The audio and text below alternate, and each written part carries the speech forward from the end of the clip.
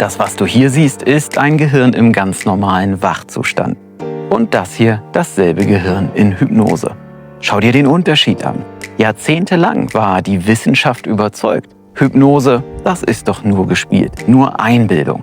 Bis Forscher wirklich hingeschaut haben und was sie gefunden haben, verändert alles. Ich zeige dir heute, was in deinem Kopf in Hypnose wirklich passiert und ich erzähle dir von einer Sache, die ich in meiner eigenen Praxis immer wieder teste und die mich bis heute jedes Mal fasziniert. Moin und willkommen zurück. Ich bin Nils Musche, ich bin Hypnosetherapeut und Hypnoseausbilder.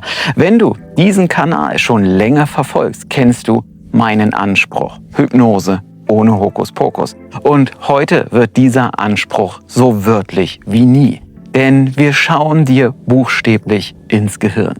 Am Ende dieses Videos wirst du 3 Dinge wissen, was mit deinem Gehirn in Hypnose messbar passiert, warum du dabei hellwach bist und trotzdem tief entspannt und warum dein Körper diesen Zustand plötzlich in diesem Zustand plötzlich ganz anders mit Schmerz umgeht.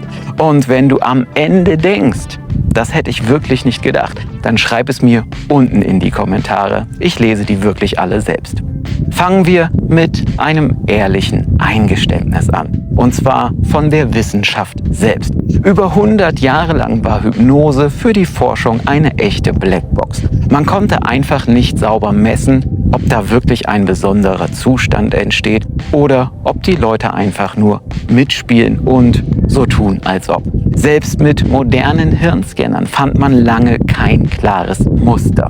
Das hat sich in den letzten Jahren allerdings komplett gedreht, und zwar durch 2 Forschergruppen. Eine in Stanford hier in den USA und eine der Universität Zürich. Fangen wir mit Stanford an. Ein Team um den Psychiater David Spiegel hat über 500 Menschen getestet und daraus die herausgesucht, die besonders gut und besonders schlecht auf Hypnose ansprechen.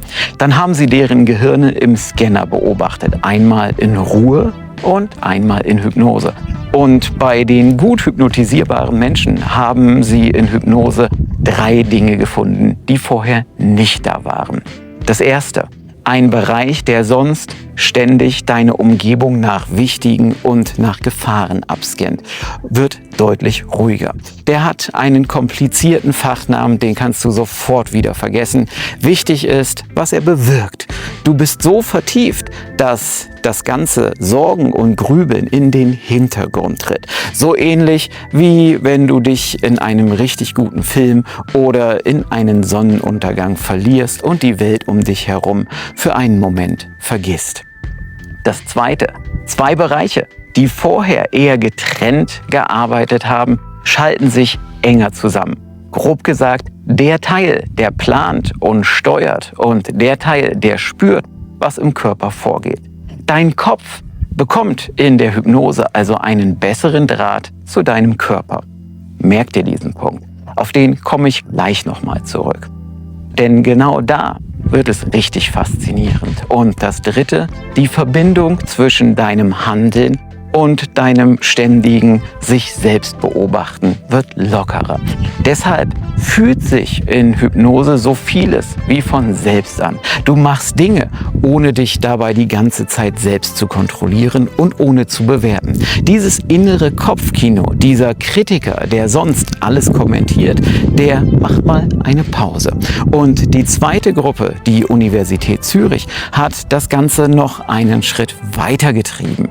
Die haben nicht nur ein Verfahren benutzt, sondern gleich 3. Sie haben die Durchblutung im Gehirn gemessen, die elektronischen Hirnströme und sogar die Chemie in einzelnen Hirnarealen. Und sie haben ihre Versuchspersonen in 2 verschiedene Hypnosetiefen geführt. Eine leichte und eine sehr tiefe. Die Ergebnisse kamen zwischen 2023 und 2025 heraus. Und das Ergebnis war deutlich. In Hypnose verändert sich messbar die Aktivität der großen Netzwerke im Gehirn. Und das war eine echte Premiere. Sogar das chemische Milieu in bestimmten Arealen verschiebt sich. Hypnose ist also nicht nur ein bisschen andere Stimmung, es ist ein anderer Betriebszustand des Gehirns, bis in die Chemie hinein. Und jetzt kommt mein Lieblingsbefund aus Zürich, weil er mit einem hartnäckigen Mythos aufräumt. Die Versuchspersonen waren körperlich tief entspannt, Atmung langsamer, Herzschlag langsamer. Und trotzdem berichteten sie hinterher, sie seien eben nicht fast eingeschlafen gewesen, sondern im Gegenteil hochkonzentriert. Genau das ist Hypnose. Tief entspannt und gleichzeitig hellwach. Kein Schlaf. Falls du mein Video von letzter Woche gesehen hast, das ist jetzt der harte wissenschaftliche Beleg für genau diesen Punkt. Kurzer Hinweis an dieser Stelle. Wenn du tiefer in das Thema einsteigen willst, dann schau dir mal den Hypnocampus an. Über 30 Stunden kostenfreie Lernvideos von mir. Den Link findest du unten in der Beschreibung. Aber jetzt zurück zum Thema. So, und jetzt zu der Sache, die ich dir am Anfang versprochen habe und die mich in meiner eigenen Praxis bis heute jedes Mal aufs Neue fasziniert. Ich teste seit Jahren immer wieder etwas ganz bewusst. Ich führe einen Menschen in die Hypnose und dann direkt nach der Einleitung, bevor ich auch nur ein einziges Wort über Schmerz oder Schmerzfreiheit gesagt habe, teste ich, ob ein vorhandener Schmerz noch da ist. Und bei jedem, mit dem ich diesen Test bisher gemacht habe, war der Schmerz in diesem Moment weg. Ohne eine einzige Schmerzsuggestion, allein durch den Zustand. Und lange konnte ich das nur beobachten und beschreiben. Und jetzt kann ich es dir erklären. Erinnerst du dich an den zweiten Befund aus Stanford? Den besseren Draht zwischen Kopf und Körper?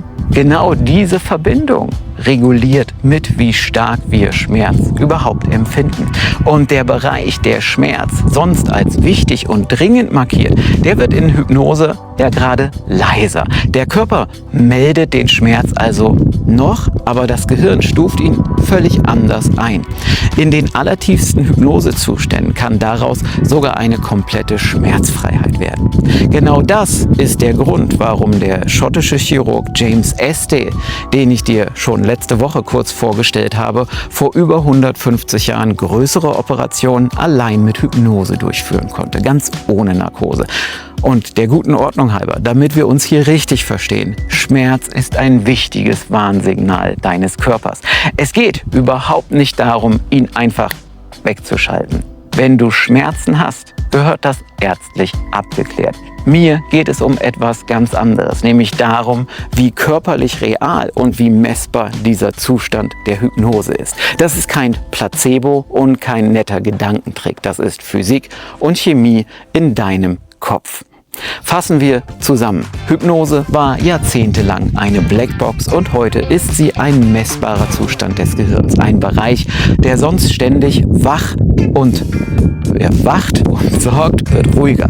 Kopf und Körper bekommen einen besseren Draht. Das ständige sich selbst beobachten lässt nach. Die Chemie im Gehirn verschiebt sich und du bist die ganze Zeit tief entspannt und trotzdem hellwach. Das ist genau das, was ich meine, wenn ich sage Hypnose ohne Hokuspokus. Tiefe statt Trick. Es ist eben kein Trick, es ist messbar. Wenn dich das hier interessiert hat, dann findest du in der Beschreibung den Hypnocampus mit über 30 Stunden vertiefenden Lernvideos. Komplett kostenfrei. Und wenn du innerlich merkst, dass du Hypnose vielleicht sogar selbst lernen willst, therapeutisch oder im Coaching oder einfach um dich weiterzuentwickeln, dann findest du unten in der Beschreibung auch den Link zu meiner Hypnoseausbildung bei Hypnoschool. Schau es dir einfach in aller Ruhe an. Und hier habe ich dir ein Video rausgesucht, was dich vielleicht interessieren würde. Klick einfach drauf, schau es dir an und wir sehen uns gleich im nächsten Video wieder. Bis dahin, dein Stinietz Musche.